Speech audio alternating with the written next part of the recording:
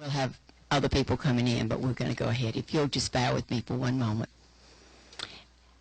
Heavenly Father, we ask that you let the words of our mouth and the meditation of our hearts be acceptable in your sight. Amen. Thank you all for being here today. This is a new committee for me, and I think I have good old members here. Old, not old as in age, but but members that have been in this committee before, so I appreciate that.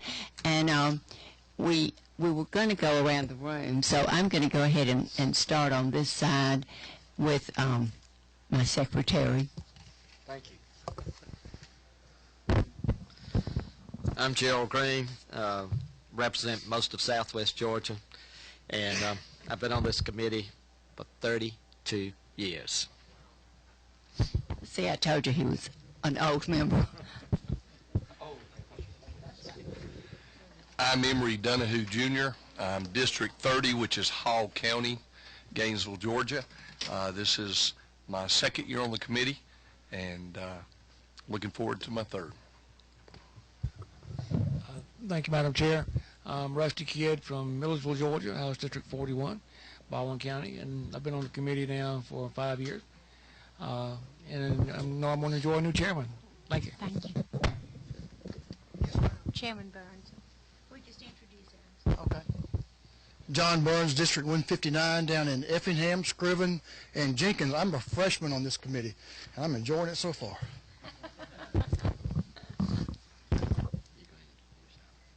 Thank you so much. And we have a Committee A. Would you like to...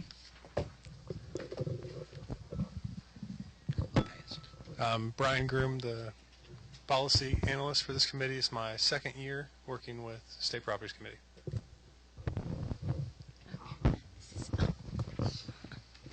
We also have our commissioner this morning, and we're delighted to have Steve Stansel here with us from State Properties.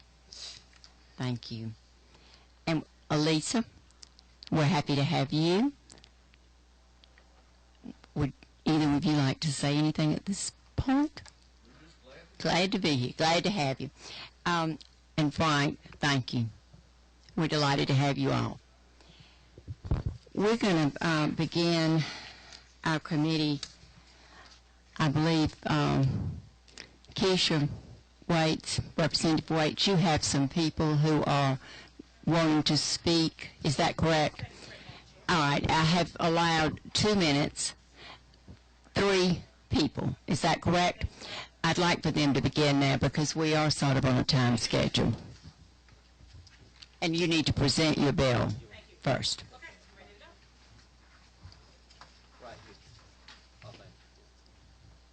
That's fine.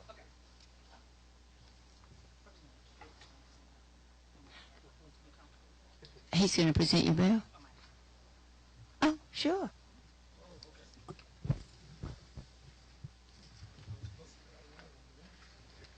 Oh, pardon me 1 minute. We have one more person that's come in, and I want to be sure not to leave Debbie out. Oh, thank you. What am I supposed to tell who I am? Mm-hmm. Who are you? Right now? Let me think. I'm not going to tell all that. I don't know any. I'm Debbie Buckner. I represent Harris, Talbot, Meriwether, and part of Muskogee counties. Thank you. Thank you. We'll move on now.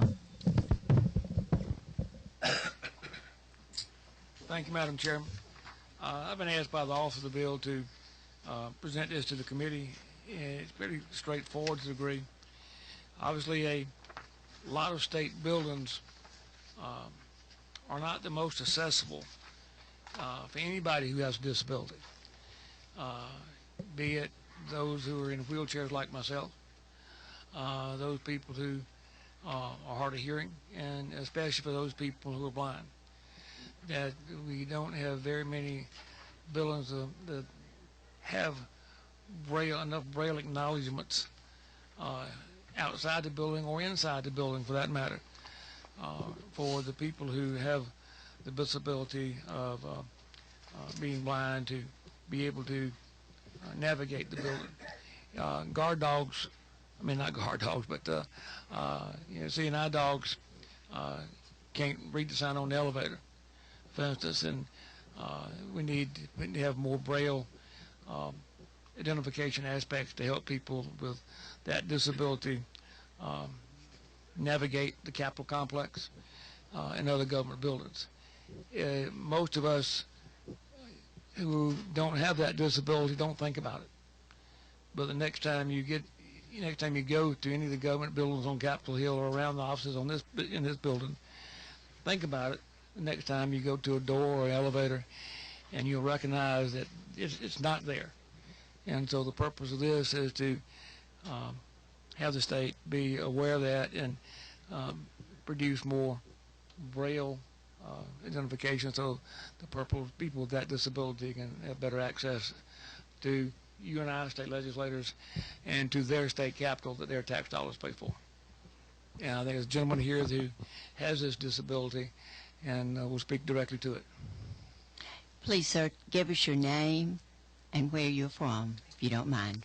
Yes, ma'am, Madam Chair. My name is Adam Hinchliff, and I am... Hold on 1 second, 1 second. Let me turn it on for you.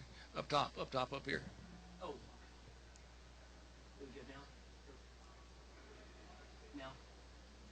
I don't hear it. Oh. Yes, okay. Sorry about that. Madam Chair, thank you so much, members of the committee. It's a pleasure and an honor to be here. My name is Adam Hinchliff. I am from Atlanta, Georgia, and I am a visually impaired political scientist and a political analyst, and this is my 6th legislative session.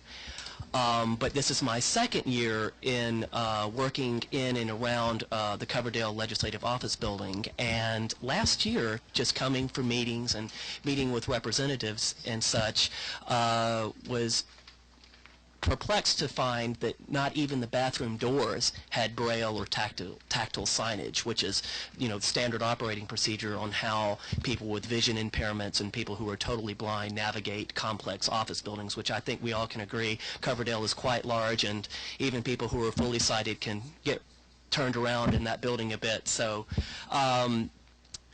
when this legislation was brought to my attention this year by Representative Waits, it was something that I jumped on immediately, because you would think that the People's House, which obviously Coverdale is an extension of, would be fully accessible, but it is not. And so I am just here to recommend, to kindly ask the committee to please consider do pass on this legislation so that people, all Georgians, no matter their ability, can navigate Coverdale in an efficient manner. So if there's any questions, I'd be happy to ask. But that's my statement. And again, thank you so much for letting me speak and I again ask for favorable consideration of this bill, HB 700. Thank you very much. And I think what we'll do is have the rest of the people that want to speak, and then we'll entertain questions if there are any. Okay? Yes, Thank ma'am. you kindly. Yes, ma'am, Madam Chair. Thank you so much.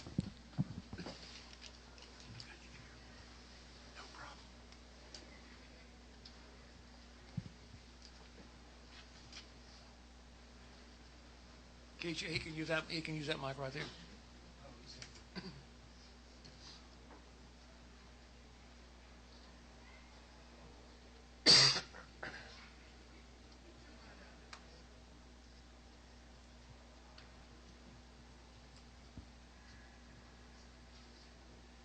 Make sure it's cut on One off. My name is Deshaun Jones. I am the chairman of the Georgia Statewide Coalition on Blindness. We're asking you all to support HB 700 because as a blind person walking the halls looking for different representatives' rooms to discuss concerns, issues, and different bills, it is very, very hard to determine where you're at, to even find direction, to be able to go in the building and easily navigate it. And as Adam spoke, there is no signage at the restrooms, so we don't want the males going into the females' restrooms and vice versa. And those screens just means that we need to have some Braille signage on the door so that we can access the various rooms in an efficient manner. Again, my name is Vishawn Jones. I'm right here, 2 blocks away, Atlanta, Georgia. And I appreciate you all, ladies and gentlemen of the committee, for hearing my concern, and to my team members for being here to support the concerns. Thank you. Thank you very much. Our next. Thank you, Representative Waits.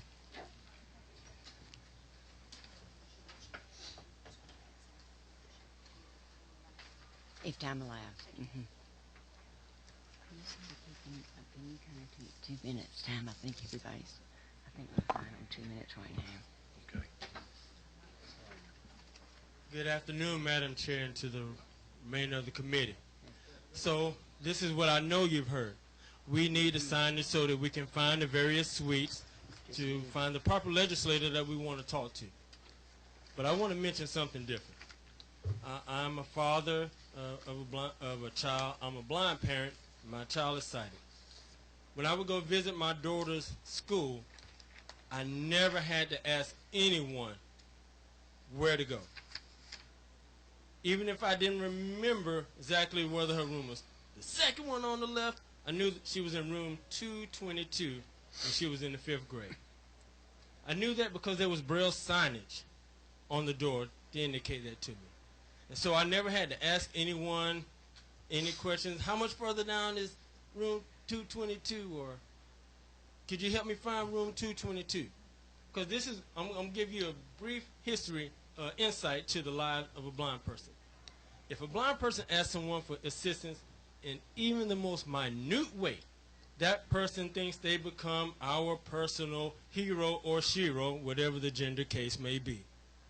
And they take it upon themselves to follow us, and we can say, okay, I'm good from here, thank you very much. No, 2 more doors, take 5 steps, 4 steps, 3 steps, you're almost there. Right, go right. But can you imagine how much we would avoid that sort of thing if the signage was on the door ourselves and we could just walk down to the door? See, you know, I've come to the Coverdale building a number of times. And each time that I came, whenever I get in there, they're always so gracious. Would you like some water? Do you need anything? Are you okay? And I know without a shadow of a doubt, you want to extend that gratitude to even finding the suite. My colleague mentioned the restrooms and that sort of thing, and I promise you that's very important. But it is even more important to show that you appreciate us as voters, that you appreciate us as citizens in the state of Georgia, and you're interested in hearing what we have to say. And one of the ways you can show that, we want to make sure you get to the room you need to get to speak to the legislator you want to speak to. So we're going to make sure that this Braille signage is on the door, not just for the blind community, for those individuals who have a physical disability, for those individuals that have learning disability, for those individuals who may be blind but still haven't gotten to the comfort level that some other blind people may have and don't want to necessarily say, I'm having trouble seeing. They want to still be able to maintain as much independence as possible. I came to thank you all because I know you all are going to do the right thing. That's why we voted you all in the position that you are in, so that you can support HB 700 and make sure that we have this Braille signage. Thank you very much. Thank you very much. I think we have time for one more, if it will be very, very brief.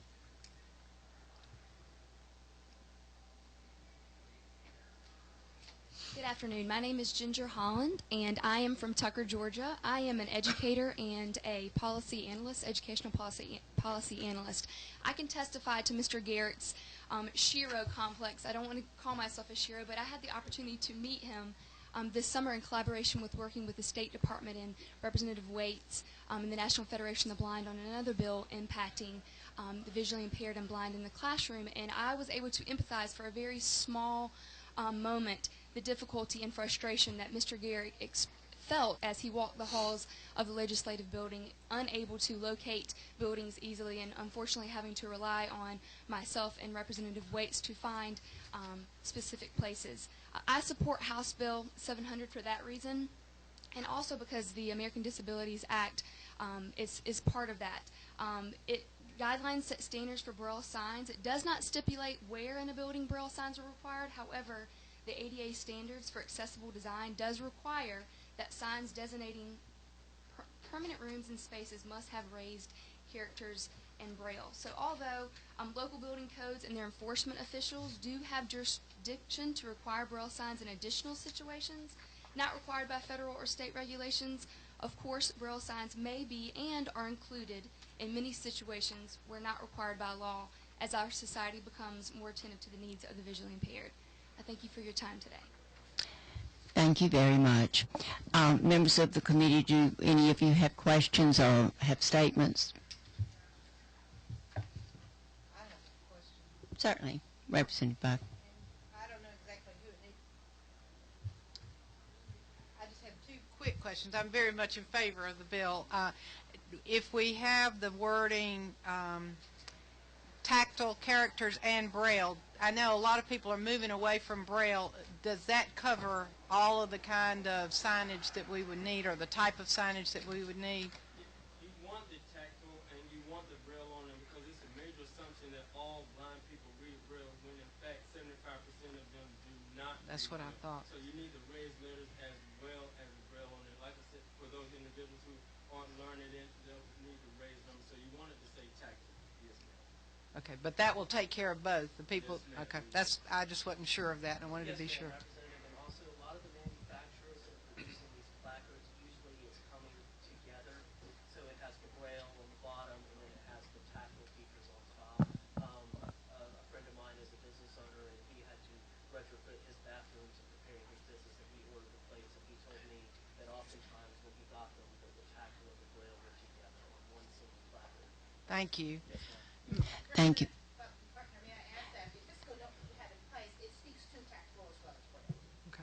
Thank you very much. We are very fortunate today to have Commissioner Stansel, and I believe that he might have a little light to shed on this bill, and if you'll listen to him, and I believe you'll be pleased with what you hear. Thank you, Madam Chair, members of the committee. It's good to see you. The Georgia Building Authority now has control of the legislative office building, and so that was one of the things that we noticed when we took it over, that those signs were missing. We think that it was our intention to replace these as we go along, so we're in the process of doing that. We haven't done it as fast, but we're February and we started January 1, so we're running behind. But we feel like we can replace these and get this done for $55,000, something like that. So we're on our way to try to solve your problem, and we're going to redo some here in the Capitol. We know that some of them are a little bit high. I wear three hats: the Building Authority, the Property Commission, and just the Georgia Finance Investment Commission Construction Division, and under that is the ADA office. And so I've had my ADA director go around and look at all these sites. He's told us that in some places our signs are a little too high, that we need to lower those. So we're in the process of doing that, and we're also in the process of developing a guide for ADA visitors to the Capitol. And I'm not going to promise you how quick we'll have that done either, but we're working on it. So we hear you, and we're headed in that direction. Okay? Thank you very much, and I hope that you all find that very good news. I did, and we appreciate this bill, and we appreciate your attendance here today. I know that sometimes you don't think that we're listening, but obviously that has already been addressed, and we are listening, and we appreciate so much your coming. I believe, yes, Representative Kidd would like to make a statement. You're taking over Mike Galifianakis is under you now, the ADA office, because obviously the state's not in compliance with the ADA regulations. Well, or are we exempt from some of them? You're going to push me in a corner here. Never mind. I got another bill I need to talk to you about. So I don't know. No, if you remember, we had the General Assembly had their part of LOB in the Capitol, and GBA had the rest of it. Well, at the first of the year, you had several people that worked for the General Assembly that retired, and the leadership of the House and Senate decided that they didn't need to be in the housekeeping, renovation business. And so they contracted with us starting January 1st for us to take that over. According to Mike, the stuff on the first floor that GBA had control over was in compliance.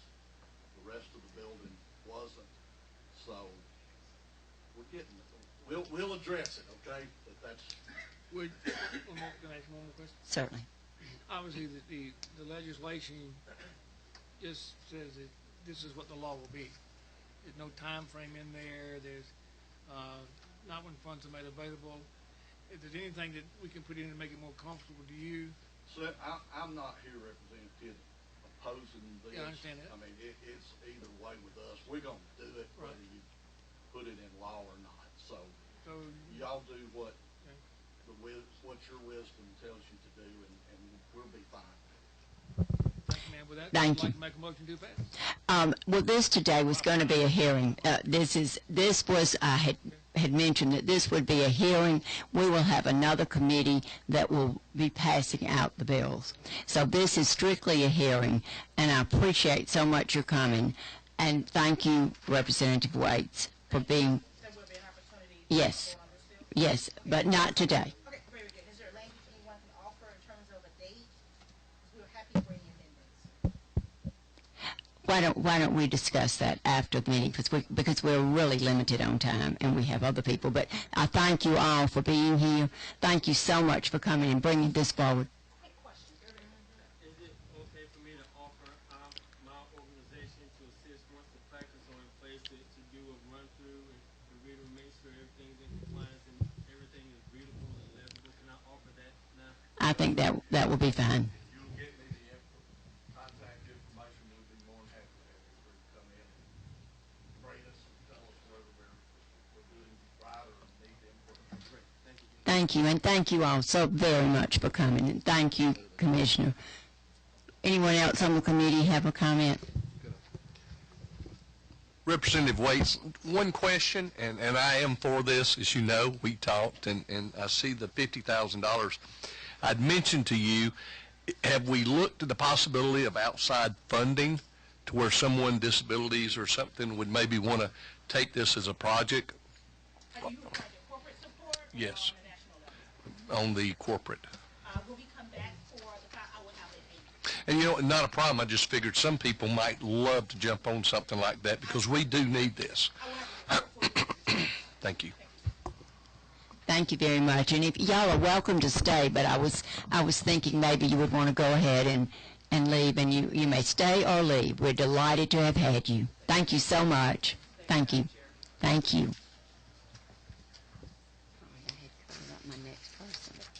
That's okay.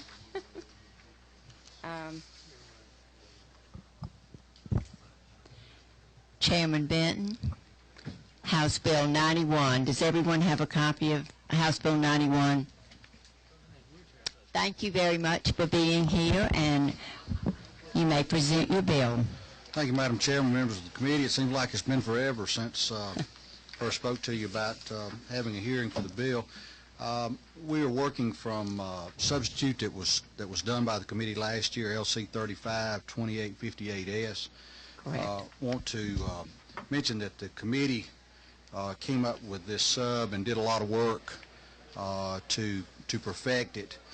But what House Bill 91 does, and I'm sure that y'all have either heard about it on the news or from someone in the hall, this bill would limit the removal of monuments, plaques, roadside markers, and those that have been constructed to be of a permanent nature where they are. And it would not prohibit completely, because we put in the bill that in the last paragraph that nothing in the code section prevents an agency from relocating a monument when it's necessary for construction, expansion, and so forth. We just don't want the monument taken and hid in a mausoleum or a cemetery. We want it put back out in a prominent location. Now, when we did this last year, the committee saw fit to add the roadside markers that seem to be disappearing in large numbers. And I was talking with Chairman England the other day, and he was talking about the number of markers that are missing. And I suggested that they go check with DOT to see if they have some of them, because they take them up and they put them down. But a good example of something that has occurred in the last couple of months, over in Augusta, we had a marker over in Augusta that had some comments on it that some people thought were derogatory. Well, it was comments that were made by a British observer back in the 1700s, and he made the comment was about slavery. And so she complained, and the next thing we knew, some folks from DNR went and took the sign, took the marker up, because one person had complained about it. We have no idea where that marker is. So again, this bill passed unanimously out of the committee last year, and would hope that we can get that same vote today, where it can move on to rules, and maybe we can get it out of rules this year. Be glad to answer any questions of the committee, Madam Chairman. I wanted to ask a question. Is Representative Green, is he on the property roll for having been on this committee so long? I think we're probably going to do a marker for him soon. Okay. We'll have a marker we're thinking about. Marker in place, okay. Okay. Any questions from the committee? One question. I assume what you referred to, they couldn't find it, is why the word losses and you lose. How do you lose a marker? Well, what happens is that they come along and they're working on the roads, and so they have to bring the marker, pull the marker up to maybe do the grading or whatever, and then they don't put it back. And then it gets in a warehouse somewhere or a DOT barn somewhere, and nobody thinks to go and put it back up. Does this also mean like 55-mile-an-hour speed limit signs, which I've known some young people to borrow from the state to give to somebody because they turned 55 years old? Well, only if those signs have been out there for a significant time and can be classified as a historical marker. Thank you. Any further questions? Certainly. I think I know the answer to this, but when we did the definition during one of the rewrites, and monument includes the big bronze historical markers on the side of the road. That's correct. That cost $5,000 that we've That's lost correct. 200 of. Yes. Okay. Thank you, Chairman Benton. Commissioner, would you have anything that you would like to address or say at this time that would be beneficial for our committee? Well, I don't know if I can add anything to this or not. We do take care of the monuments here on Capitol grounds, and we did move one this year because we're going to be redoing the steps of the Capitol. One thing that Colonel McDonough and I and the fire chief are interested in is making sure that we keep this area in front of the Capitol where the Watson Monument was as open as we can for safety and security purposes, and I think the Colonel is prepared if you ask him to comment on that. But we're not opposed to the bill, but we would like, as y'all deliberate on anything else, that for safety purposes to evacuate the building if necessary, to make sure there's no bombs placed out there in the midst of a crowd or whatnot, that we'd like to keep that open just for safety purposes. Thank you, sir. So where that one has been moved across the way, is that its new permanent home? That's yet to be determined. I haven't received my instructions on that yet. So. Madam Chair, I understand where Mr. Stansel's coming from. Come back up here, please, Chairman. Coming from, and the Watson Monument plays no part in this now. It's been moved. Now, if they want to move it back, I think that it would be moved to a grassy area out of the way somewhere. But you know, it was a pretty prominent location right there. Everybody that came to the Capitol saw that. I venture to say very few people see it over there where it is now. In fact, I had someone ask me the other day where it was, and but it's across the street in the park over there. We understand why the monument was moved. It's a safety thing. We're not trying to. I'm not trying to second guess Mr. Stansel or the governor or anybody else. We're concerned with from here forward as to what happens to these things. Thank you so much, Chairman, for bringing this forward. Any member of the committee have another statement or a question or any? So. Are all the bills a hearing only? No. At the proper time. At the proper time, you may. May I make a motion? Yes, you may. May I make a motion to pass? Yes, you may. The committee substitute to 91. All those in favor? Aye. Opposed? Chairman Benton, your bill has passed. Thank you, ma'am. And thank you for coming. Thank you. And now we have House Bill 495.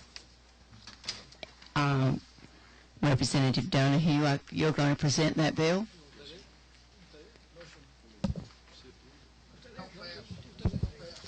Talk fast. Talk fast, we have a vote. There you go. I appreciate each person here today, and wanted to let you know a little, just quick history. Representative Calvin Hill had come with this bill last year, and he had looked at several things. He talked to me and a lot of the people here. You know, you can ask for something, then you come back, and I know one of the questions I did, I just said, look, if it was $500,000, I would basically not have a problem. This year I was asked to carry this, and with honor I do. I wanted to first of all let you know we have a substitute to HB 495. To tell you a little bit about what it does, it allows for State Properties Commission chaired by the governor and including members appointed by the Speaker of the House, one, and Lieutenant Governor, another, on a committee. This allows for the General Assembly to veto, period, for those conveyances. Okay, what it does is property values less than $500,000 can be conveyed in more of a timely manner. If we sell property here in government, what happens is it takes us somewhere through the whole process of 520 days plus. What we're looking at is not trying to take power out of the legislation process through the Senate or the House of Representatives. What we're trying to do is streamline it to where we can do business in a timely manner.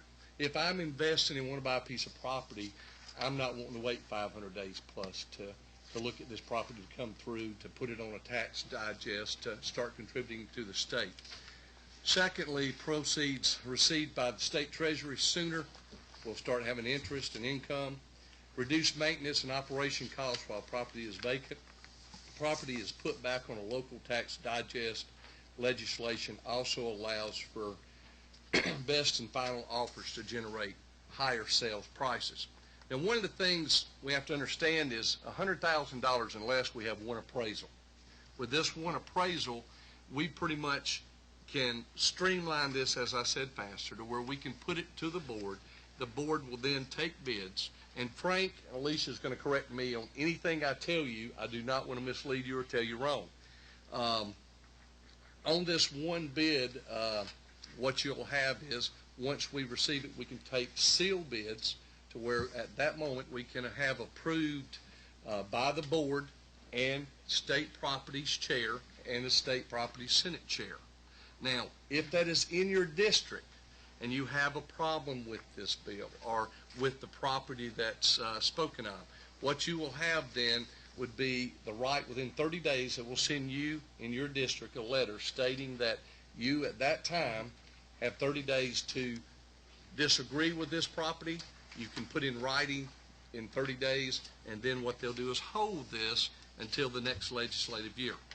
Now, so it's not like we're trying to do anything different. Anything over $100,000 up to $500,000 will have two appraisals in the same process. All we're trying to do is say instead of certain properties in certain regions that sits and does nothing and no income or no opportunity for an investor to buy, we're opening up that door. But we're still not taking it out of legislative hands. Thank you. Are there any questions? Committee member?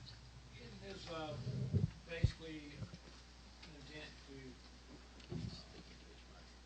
bring about the process of disposing of some state properties and state buildings in a lot, Milledgeville. in a lot faster mechanism than what we're currently are doing. Yes, sir.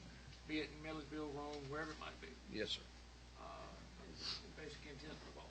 Yes, sir. Any other questions? Do I have a motion? Do I have a second? This is, that is correct. Thank you. All those in favor, please, aye. Opposed? Thank you very much. Thank you, Representative. We do have a bill that was added, and it will be a hearing only. Chairman, yes, we have a hearing on your bill, please. Thank you. I'm ready for you. As he approaches, Madam Chair, may I, we have a distinguished ex-state senator with us, recognized Senator Johnny Grant, who's with us now. Yes, indeed. Okay. Thank you. Thank you very much. And we also have...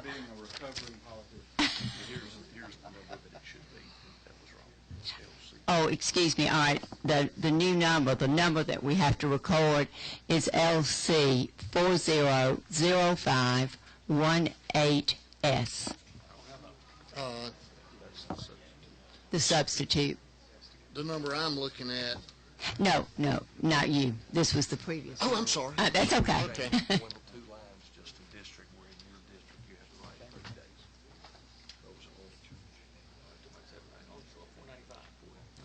Okay, we're straight on that. I'm sorry. Go ahead, Chairman. Okay. Thank you, Madam Chairman, members of the committee. The substitute to House Bill 702 is what I'm referring to as the Religious Liberty Monument. It simply does this. It places on the Capitol building or grounds a historic granite monument depicting the preamble to the Georgia Constitution, the part of the Declaration of Independence, we hold these truths to be self-evident, as well as the Ten Commandments. The monument is going to be designed and placed, recommended, procured and placed by the Capital Arts Standards Commission, but that would be subject to final approval by a monument committee composed of members of the General Assembly, 2 appointed by the Speaker, 2 appointed by the Lieutenant Governor, the Senate Lieutenant Governor, and 1 member from each House by the Governor. This committee would be dissolved once the monument has been placed. And that is the bill. That is the bill. Any questions from the committee? At this point, the state pays for it. Do we have a note on that? No. All right. Well, since this is a hearing, then we will. Let me say this, and again, the original bill, I've been, as you know, I've mentioned this, this was a pre-file bill that I pre-filed and introduced as a bill the first day of the session. But I've been working, I've learned more about constitutional law and church and state than ever I intended to know. So we've worked really hard to try to come up with a bill that would stand constitutional muster. And one thing that I would be amenable to would be that we set up some type of escrow account and that the funds could be raised privately. I mean, that would be okay with me. I would be happy to contribute that, and that's part of this process. If in the wisdom of the committee and with their able counsel could come up with proper language on how that would be structured and handled, then I wouldn't object to that. Yes. Yes, Representative Chairman Chokers. Thank you, Madam Chair. Wait, would you?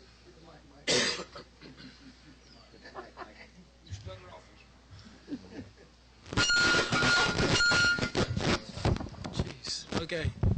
Thank you, Madam Chair. Chairman Morris, are you aware of Tommy Bitten's bill that passed about the historical documents a couple of years ago, making this legal to do, and that downstairs on the first floor, those historical documents, the ones that you just mentioned, are on display next to the flag display area? I'm aware of it. Gotcha.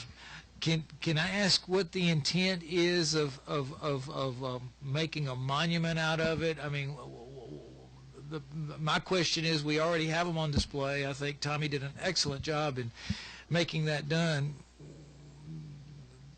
Is it redundant, or what's going on? No, I don't think it's redundant. In my estimation, religious liberty in this country, from the Constitution, all the freedoms, economic, political, all that we have, is derived from our religious freedoms. Our founding fathers said so. And I think that acknowledgement deserves a very prominent, certainly as prominent as any man that has, and I begin, people ask me, I've been asked by the press, I've been asked, why did you come up with this idea, why now?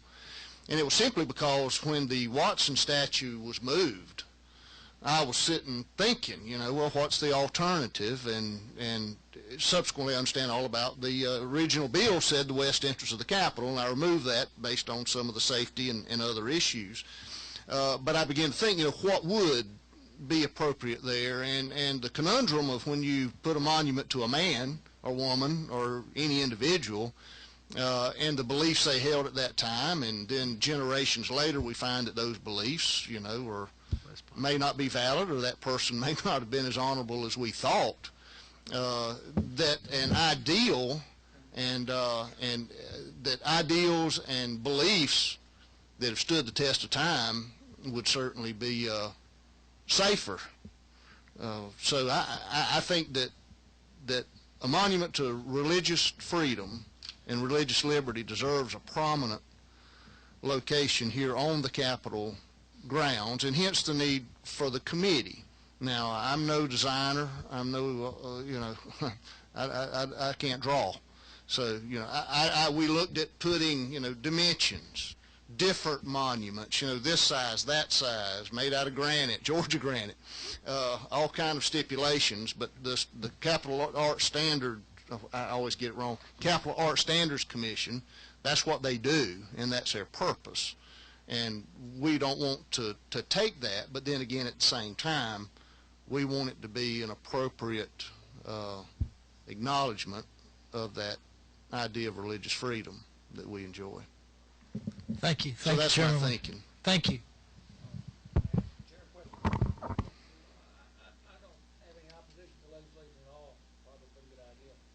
I would hate for it to go forward and run amok because it doesn't have a fiscal note.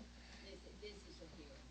Okay, so we will, and if there's going to be time for another meeting, then maybe you can research the need for a fiscal note. Well, and I didn't ask about a fiscal note because I don't know how much a monument costs. That's the other thing, because, again, I don't know what size, if they're going to make it as big as General Gordon or... Well, we're not going to vote today. Well, we're not. But, again, understand, if it's the wisdom of the committee to change this to a private donation mechanism for funding the monument, then we wouldn't need a fiscal note. But I'll check on the fiscal note, but again, I think what they're going to say is, tell me what you're going to build and how much is it going to cost. Well, then we put a budget.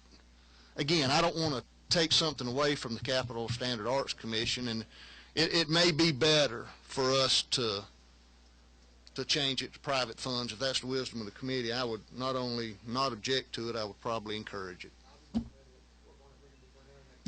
Okay. All right. Thank you, Madam Chairman, for fitting me in on such short notice. And thanks for everyone who came today. If there's no further business, anyone